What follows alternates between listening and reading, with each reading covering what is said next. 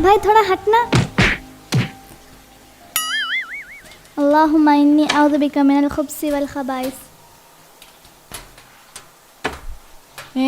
क्या है भाई, ये कुरान पढ़ लेते टॉयलेट जा रहा है। वो कुरान नहीं है भाई, वो दुआ है। टॉयलेट जाने से पहले अल्लाहुम्मा इन्नी औज़ु बिका मिनल खुब्सी वल खबाइसी पढ़ना है। ये अल्लाह, मैं तेरी पनाह चाहता हूँ खबीस जिन्नों से, वो मर्द हो या औरत। अच्छा, तो निकलते वक्त भी ज़रूर दुआ होगा।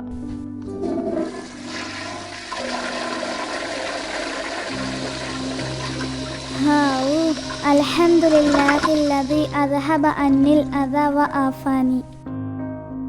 तो इसका माना क्या है? सब तारीफ़ें अल्लाह ही के लिए हैं जिसने मुझसे गंदगी को दूर किया और मुझे आफ़ियत दी।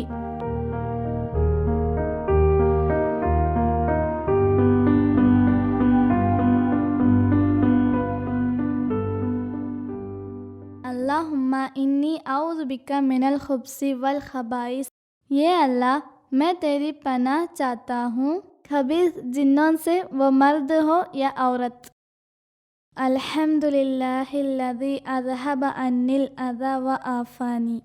सब तारीफ़ें अल्लाह ही के लिए हैं जिसने मुझसे गंदगी को दूर किया और मुझे आफ़ियत दी।